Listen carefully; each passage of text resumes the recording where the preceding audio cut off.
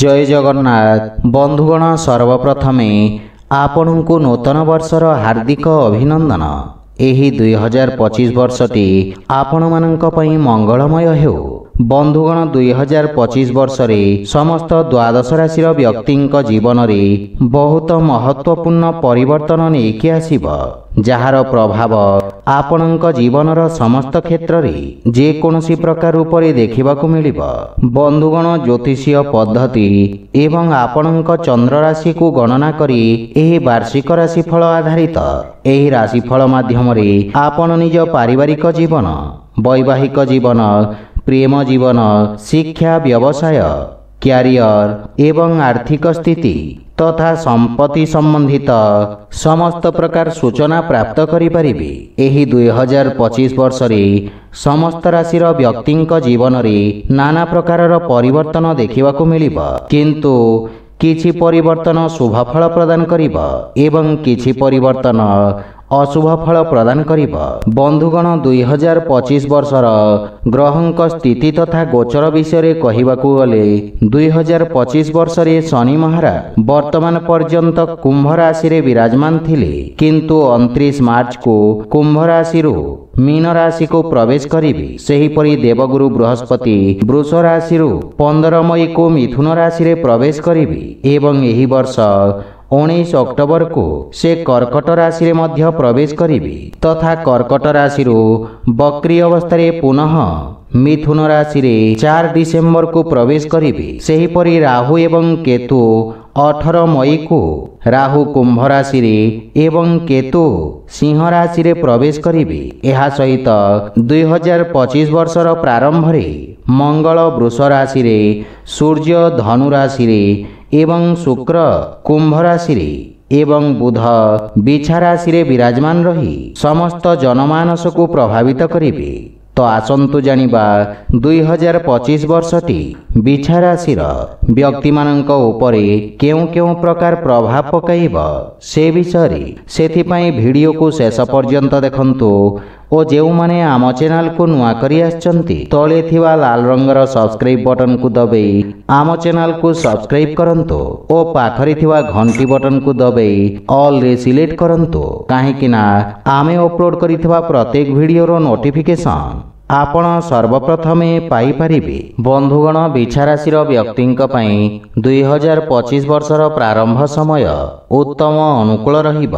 कार्य क्षेत्र रे आपणको उत्तम धन लाभ प्राप्ति हेब, जहा फल रे आपणक आर्थिक क्षेत्र रे दिन प्रतिदिन सुधार हेबाकू लागिब। शनिदेव मार्च शेष भाग रे आपणक पंचम भाव रे प्रवेश करिबे एवं एकादश भाव को दृष्टि रखिबे, जहा फल रे आपणक आमदानी साधन रे वृद्धि घटिब तथा आपणक पाखरे जे कोनोसी प्रकार रोजगार अवसर लागी रहिब।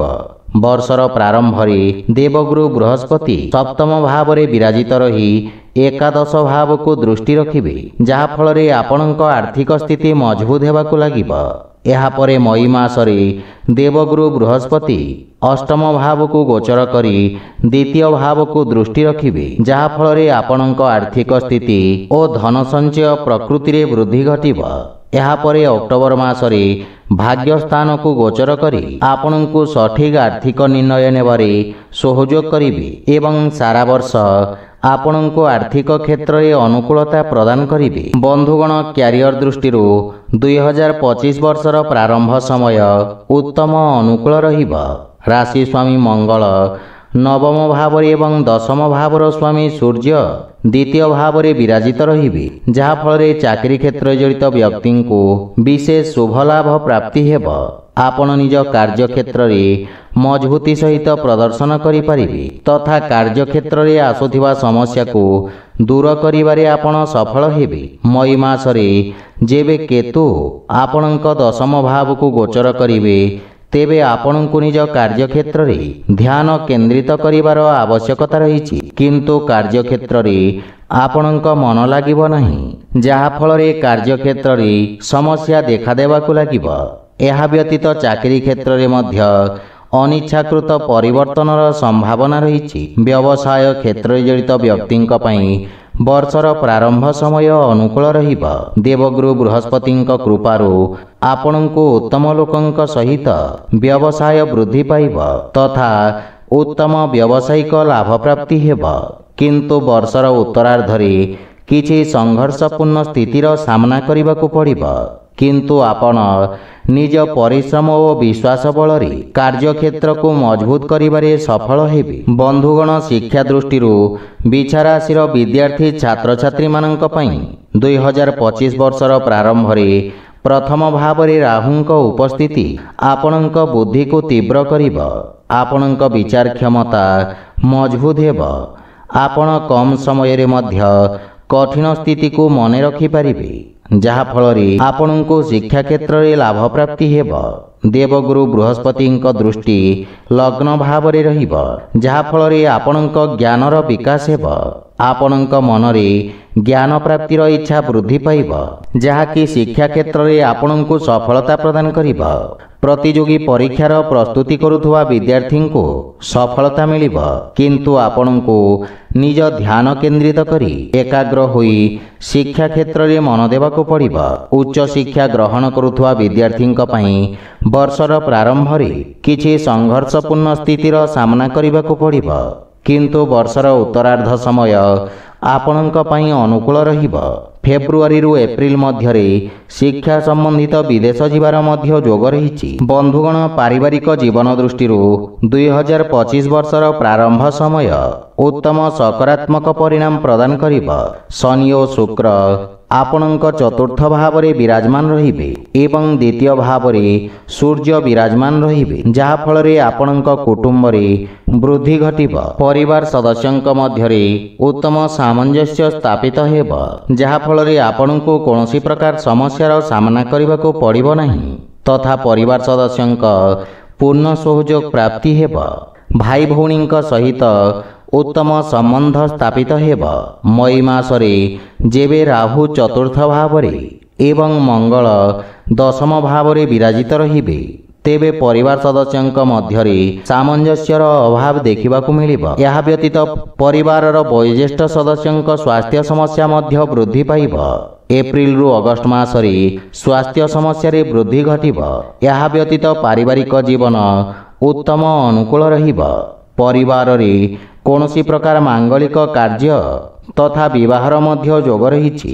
ବନ୍ଧୁଗଣ, ବୈବାହିକ ଜୀବନ ଦୃଷ୍ଟିରୁ 2025 ବର୍ଷର ପ୍ରାରମ୍ଭ ସମୟ ସକାରାତ୍ମକ ପରିଣାମ ପ୍ରଦାନ କରିବ। ସପ୍ତମ ଭାବର ସ୍ୱାମୀ ଶୁକ୍ର ଚତୁର୍ଥ ଭାବରେ ବିରାଜିତ ରହିବେ ଏବଂ ଦେବଗୁରୁ ବୃହସ୍ପତି ସପ୍ତମ ଭାବରେ ବିରାଜିତ ରହିବେ ତଥା ବୁଧ ଗ୍ରହ ଲଗ୍ନ ଭାବରେ ବିରାଜିତ ରହି ସପ୍ତମ ଭାବକୁ ଦୃଷ୍ଟି ରଖିବେ ତଥା ଏହି ସବୁ ଗ୍ରହଙ୍କ ସ୍ଥିତି ଅନୁସାରେ ବୈବାହିକ ଜୀବନରେ ସୁନ୍ଦର ପ୍ରେମ ପୁଷ୍ପିତ ଓ ପଲ୍ଲବିତ ହେବ। ପୂର୍ବରୁ ଥିବା ସମସ୍ୟା ଦୂର ହେବାକୁ ଲାଗିବ। ଜୀବନସାଥୀଙ୍କ ସହିତ ପରସ୍ପର ମଧ୍ୟରେ ଘନିଷ୍ଠତା ବୃଦ୍ଧି ପାଇବ, ଯାହାଫଳରେ ବୈବାହିକ ଦାମ୍ପତ୍ୟ ଜୀବନ ସୁଖଦାୟକ ରହିବ। ଏହାପରେ ଯେବେ ମଇ ମାସରେ ଦେବଗୁରୁ ବୃହସ୍ପତି ଅଷ୍ଟମ ଭାବକୁ ଗୋଚର କରିବେ, ତେବେ ଆପଣଙ୍କୁ ଶ୍ୱଶୁର ଘର ପକ୍ଷରୁ ସହଯୋଗ ମିଳିବ। ଶନି ମହାରାଜ ମାର୍ଚ୍ଚ ଶେଷ ଭାଗରେ ଆପଣଙ୍କ ପଞ୍ଚମ ଭାବକୁ ଗୋଚର କରି ସପ୍ତମ ଭାବରେ ପୂର୍ଣ୍ଣ ଦୃଷ୍ଟି ରଖିବେ, ଯାହାଫଳରେ ଅବିବାହିତ ବ୍ୟକ୍ତିଙ୍କ ପାଇଁ ବିବାହର ଯୋଗ ଉତ୍ପନ୍ନ ହେବ। ଏହି ଅବଧିରେ ଜୀବନସାଥୀଙ୍କୁ ବିଶେଷ ଲାଭ ପ୍ରାପ୍ତି ହେବ। ବନ୍ଧୁଗଣ, ପ୍ରେମ ଜୀବନ ଦୃଷ୍ଟିରୁ 2025 ବର୍ଷର ପ୍ରାରମ୍ଭ ସମୟରେ ଆପଣଙ୍କୁ ବିଶେଷ ସଫଳତା ପ୍ରାପ୍ତି ହେବ। ପଞ୍ଚମ ଭାବରେ ଉପସ୍ଥିତ ରାହୁ ଆପଣଙ୍କୁ କିଛି ନିରଙ୍କୁଶ କରିବେ। ଆପଣ ନିଜ ପ୍ରେମୀଙ୍କ ପ୍ରତି ବହୁତ କିଛି କାର୍ଯ୍ୟ କରିବା ପାଇଁ ଇଚ୍ଛା ପ୍ରକାଶ କରିବେ, ଯାହାଫଳରେ ଆପଣଙ୍କ ପ୍ରେମ ଜୀବନ ମଜବୁତ ହେବ। କିନ୍ତୁ ରାହୁଙ୍କ ପ୍ରଭାବ କାରଣରୁ ଧୀରେ ଧୀରେ ନକାରାତ୍ମକ ପ୍ରଭାବ ମଧ୍ୟ ଦେଖିବାକୁ ମିଳିବ, କିନ୍ତୁ ସ୍ଥିତିକୁ ଆପଣ ନିଜ ସପକ୍ଷରେ ରଖିବାରେ ସଫଳ ହେବେ। ଏହାପରେ ମାର୍ଚ୍ଚ ଶେଷ ଭାଗରେ ଶନିଦେବ ପଞ୍ଚମ ଭାବକୁ ଗୋଚର କରିବେ ଏବଂ ରାହୁ ମଇ ମାସରେ ଆପଣଙ୍କ ଚତୁର୍ଥ ଭାବକୁ ଗୋଚର କରିବେ। ଏବଂ ଦେବଗୁରୁ ବୃହସ୍ପତି ଅଷ୍ଟମ ଭାବରେ ବିରାଜିତ ରହିବେ, ଯାହାଫଳରେ ପ୍ରେମ ଜୀବନରେ ଉଚ୍ଚ ନିଚ ସ୍ଥିତିର ସାମ୍ନା କରିବାକୁ ପଡ଼ିବ। ବର୍ଷର ଶେଷ ଭାଗରେ ପୁନଃ ସ୍ଥିତିରେ ସୁଧାର ଆସିବ ଏବଂ ଆପଣ ପ୍ରେମୀଙ୍କ ସହିତ କୌଣସି ଯାତ୍ରା ମଧ୍ୟ କରିପାରନ୍ତି। ବନ୍ଧୁଗଣ, ସ୍ୱାସ୍ଥ୍ୟ ଦୃଷ୍ଟିରୁ 2025 ବର୍ଷଟି ଉତ୍ତମ ଅନୁକୂଳ ରହିବ। ବର୍ଷର ପ୍ରାରମ୍ଭରେ ଆପଣଙ୍କ ରାଶି ସ୍ୱାମୀ ନବମ ଭାବରେ ଉତ୍ତମ ସ୍ଥିତିରେ ବିରାଜିତ ରହିବେ ଏବଂ ଆପଣଙ୍କ ରାଶିରେ ମଇ ପର୍ଯ୍ୟନ୍ତ ଦେବଗୁରୁ ବୃହସ୍ପତିଙ୍କ ଦୃଷ୍ଟି ଲାଗି ରହିବ, ଯାହାଫଳରେ ସ୍ୱାସ୍ଥ୍ୟାବସ୍ଥାରେ ସୁଧାର ଆସିବା ସହିତ ଆପଣ ସୁସ୍ଥ ଓ ଉର୍ଜାବାନ ଅନୁଭବ କରିବେ। କିନ୍ତୁ ପଞ୍ଚମ ଭାବରେ ଉପସ୍ଥିତ ରାହୁ ପେଟ ସମ୍ବନ୍ଧିତ ସ୍ୱାସ୍ଥ୍ୟ ସମସ୍ୟା ଉତ୍ପନ୍ନ କରିବ। ମଇ ମାସରେ ଦେବଗୁରୁ ବୃହସ୍ପତି ଅଷ୍ଟମ ଭାବକୁ ଗୋଚର କରିବେ, ଯାହାଫଳରେ ନାନା ପ୍ରକାର ସ୍ୱାସ୍ଥ୍ୟ ସମସ୍ୟା ଆପଣଙ୍କୁ ହଇରାଣ କରିବ। ସେଥିପାଇଁ ସ୍ୱାସ୍ଥ୍ୟାବସ୍ଥାର ବିଷୟ ଧ୍ୟାନ ରଖନ୍ତୁ। ଆପଣଙ୍କ ପାଇଁ ପ୍ରତିକାର ହେଲା, ଆପଣ ପ୍ରତ୍ୟହ ଭଗବାନ ହନୁମାନଙ୍କ ପୂଜାର୍ଚ୍ଚନା କରି ହନୁମାନ ଚାଳିଶାର ପାଠ କରନ୍ତୁ ଏବଂ ଗରିବ ତଥା ଅସହାୟ ବ୍ୟକ୍ତିଙ୍କ ସାହାଯ୍ୟ କରନ୍ତୁ, ଶୁଭଫଳ ପାଇବେ। ତ ବନ୍ଧୁଗଣ, ଏହା ଥିଲା 2025 ବର୍ଷର ବିଛା ରାଶିର ବାର୍ଷିକ ରାଶିଫଳ ବିଷୟରେ। ଯଦି ଭିଡ଼ିଓଟି ଆପଣମାନଙ୍କୁ ଭଲ ଲାଗିଥାଏ, ଲାଇକ୍, ସେୟାର ଓ କମେଣ୍ଟ କରି ଜଣାନ୍ତୁ ଏବଂ ଆମ ଚ୍ୟାନେଲକୁ ସବସ୍କ୍ରାଇବ୍ କରନ୍ତୁ। ଜୟ ଜଗନ୍ନାଥ।